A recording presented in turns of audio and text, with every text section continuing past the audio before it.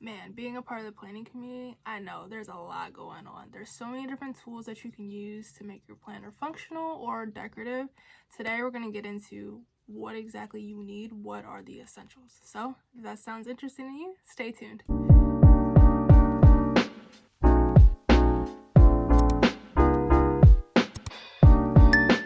Okay, welcome back to another CCK video. If this is your first time joining us, hey, I'm Whitney, and if it's not and you're back for more, thank you so much for coming back. So, like I said in my little intro, we're going to be talking about what are the planning essentials. It can be overwhelming because there's so many different tools that you can use, right? And we're going to talk about what are the definite essentials, in my opinion. Of course, I'm not an expert, but what are the essentials that you need to be a planner and start planning?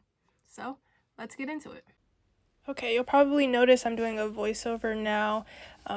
I played back the video and it sounded like I was out of breath for the entire video. So here I am explaining in a voiceover what planning essentials are.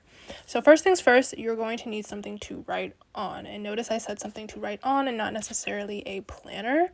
Your planner could simply be a notebook with lined paper. If that's the style that suits you, that's perfectly okay. And if you don't really know your style yet, don't know where to start with your planners, you can check out this video that I'm going to link here in the corner. It's my first video in my Planning 101 series, and it kind of just details some things you need to consider when trying to pick the right planner for you. But okay, so number one, you need something to write on. Next, you're going to need something to write with, and that can be pencils. For me, I'm a pen kind of girl. For you, you have to really like and be comfortable with your writing utensil. You have to think about the way that it feels, the way that it looks, the way that it writes. Is it the right weight for you? Is it the right colors for you? These are all things that can really make your planning experience a lot better. Now, with those two things, something to write on and something to write with, you are set to be a planner. Those are the basics, the essentials that you'll need to start your planning journey. Now I'm going to get into a couple of things that I think can really enhance it beyond just being able to write and write on something.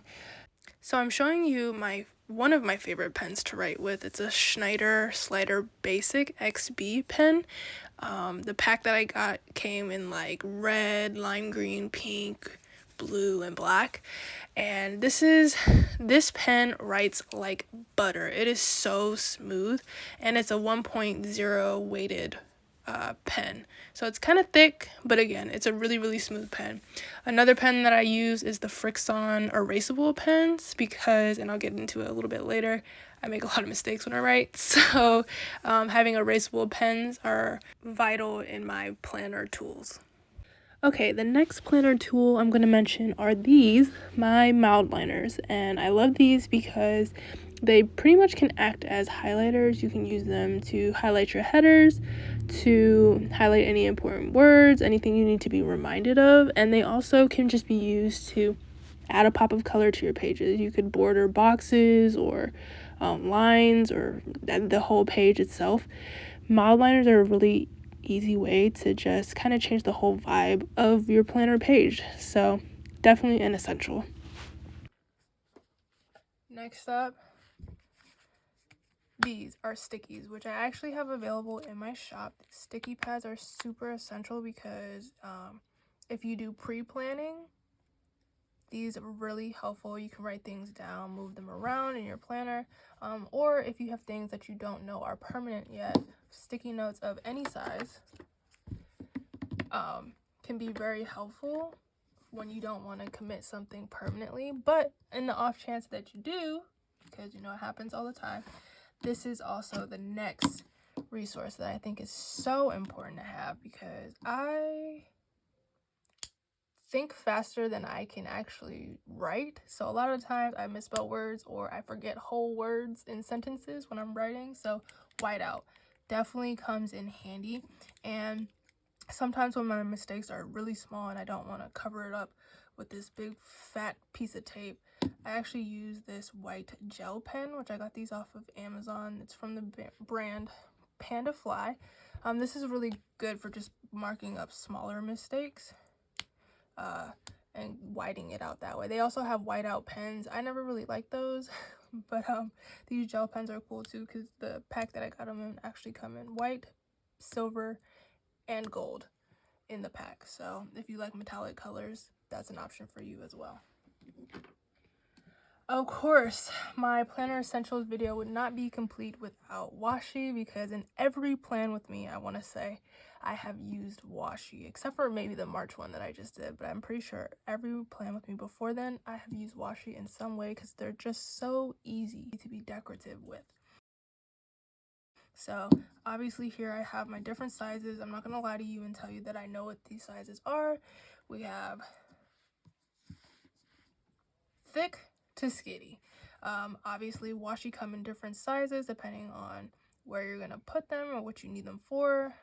That can be very helpful to you. And again, it's just a really easy way to add color along with markers or midliners to your page. If you're not a good artist, you're not really good at drawing or doodling like me, again, it's a good way just to add some images. It has flowers on this one. This one has zigzags, which I'm pretty sure I could do zigzags, but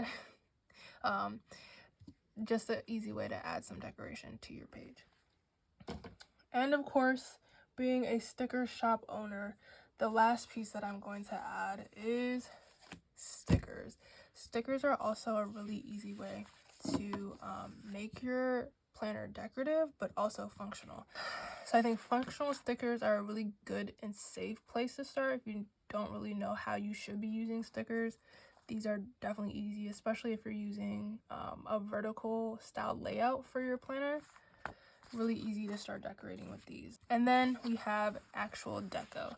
So again, if you're not the greatest artist like me, you can go ahead and buy sets of stickers. Happy Planner has awesome sticker books, which I'm not even going to bring out my collection. I probably have like 50 different sticker books and duplicates. But you can also support small businesses and Etsy shops. There are so many different ones, but we create our own stickers and sticker sets to help you with your decorative planning experience. Again, I know it can get really overwhelming, but I think the key here is not to dive in and think that you need all of the things. You should definitely start small. What are the things you think you can implement and keep them in your routine for now? If it's literally just sticking with whiteout pens and highlighters, then just do that. You don't have to go in and buy all of the stickers in the world, because I'll tell you right now, when I started planning, I went in and I bought all these functional sets and monthly kits, and I still have them to this day. Part of it is because I'm a hoarder, but it's also because my style has changed so many different times that some of the things that I needed before I don't really need now in my style of planning, and that's going to happen for you as well. You might find that you actually really love being decorative and drawing or using decorative stickers, and then one day you'll figure out that you actually don't have time to do all those things and minimal planning is for you instead. So those are my essentials for planning. If you missed it, you want me to recap it, it is 1, having something to write on, having something to write with, things to enhance your planner such as midliners or highlighters, things to erase your mistakes, whiteout, gel pens, things to help you plan or make things less permanent and able to change and be flexible, things for decoration, and mo things for decoration. So hopefully that was a good list for you. I know there's several other things. You have like tabs and journaling cards and dashboards, so many different things in the community, but as essentials, just starting out, I think this is a really great place to start. So if you like this video and my essential tools list for planning, go ahead and give this video a like, and go ahead and comment while you're at it. What are your favorite planning tools, if I mentioned it or not? Leave it in the comment section. And don't forget to subscribe so you can see more videos from my Planning 101 series and planner content. Thanks so much for watching. Bye!